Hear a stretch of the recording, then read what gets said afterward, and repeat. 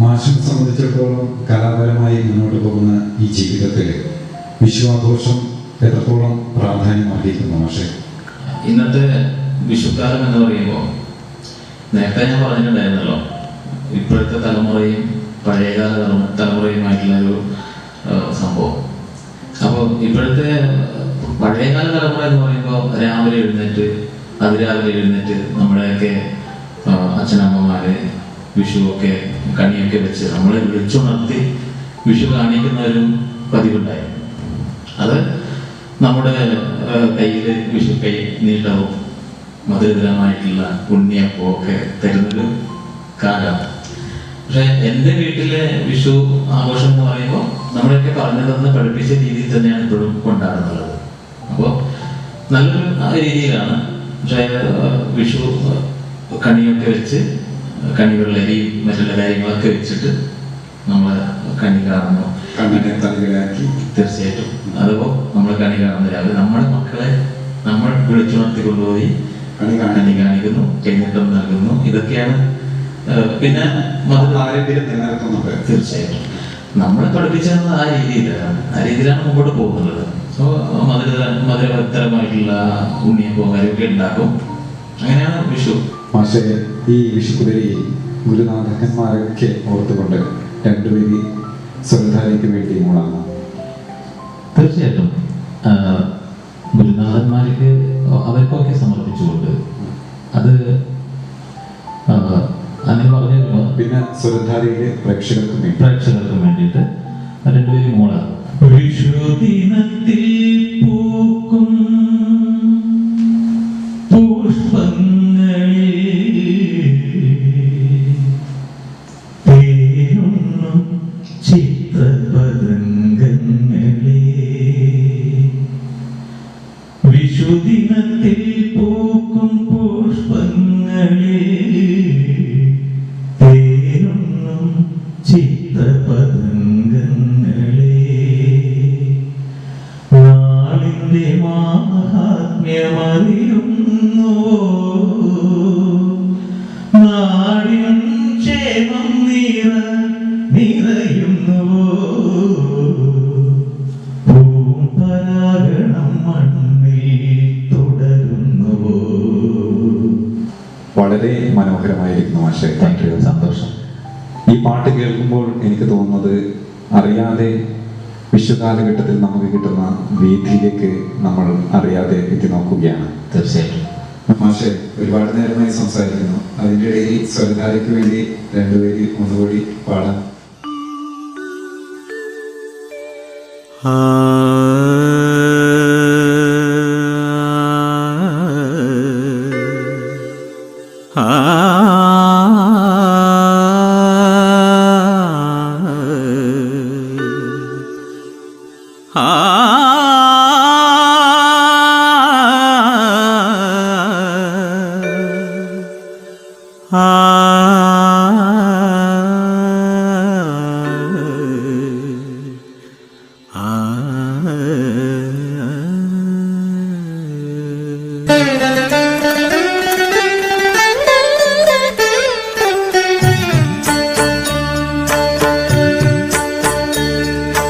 രാത്തിങ്കൾ പൂത്താലി ചാർത്തി കണ്ണിൽ നക്ഷത്ര നിറദീപം നീട്ടി, രാത്തിങ്കൾ പൂത്താലി ചാർത്തി കണ്ണിൽ നക്ഷത്ര നിറദീപം നീട്ടി, നാലില്ല കോലായി പൂവേലി പുൽപ്പായിൽ നവമി നിലാവേ നീ വിരിഞ്ഞു, നെഞ്ചിൽ നറുജപതീർത്ഥമായി നീ നിറഞ്ഞു, രാത്തിങ്കൾ പൂത്താലി ചാർത്തി കണ്ണിൽ നക്ഷത്ര നിറദീപം നീട്ടി.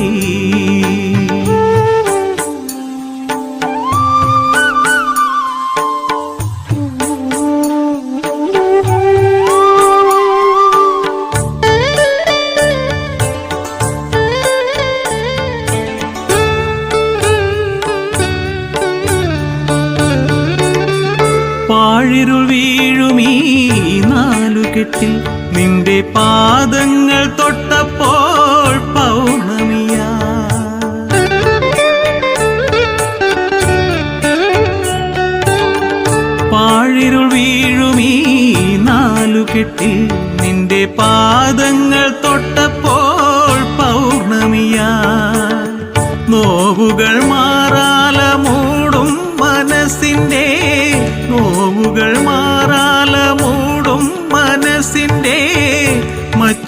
ശ്രീദേവിയായി മംഗളപ്പാലയിൽ മലർക്കുടമാ മണിനാഗക്കാവിലെ മൺവിളക്ക. അതിമനോഹരമായ ഗാനത്തിലൂടെ സ്വരധാരയെ ധന്യമാക്കി തന്നു മാഷെ ഇത്രയും നേരം ഈ തിരക്കിട്ട നേരത്തും സ്വരധാരയ്ക്ക് വേണ്ടി സമയം ചെലവഴിച്ചതിൽ ഒരുപാട് നന്ദിയുണ്ട്. ഒപ്പം ഇതിന് പിന്നിൽ പ്രവർത്തിച്ചവർക്കും ഒരുപാട് നന്ദി അറിയിക്കുകയാണ്. തീർച്ചയായിട്ടും ഞാനും അത് തിരിച്ചു പറയുകയാണ്. ഈ നമ്മുടെ ഈ ഒരു പ്രോഗ്രാമിലേക്ക്, സ്വരധാര എന്ന് പറയുന്നൊരു പ്രോഗ്രാമിലേക്ക് വരാൻ പറ്റിയതിൽ വളരെയധികം സന്തോഷമുണ്ട്. ഇവരെല്ലാ പ്രേക്ഷകർക്കും 1000 വിഷുദിനാശംസകൾ നേരുന്നു. എൻ്റെയും എൻ്റെ കുടുംബത്തിൻ്റെയും അകമഴിഞ്ഞ നിറഞ്ഞ വിഷുദിനാശംസകൾ നേരുന്നു.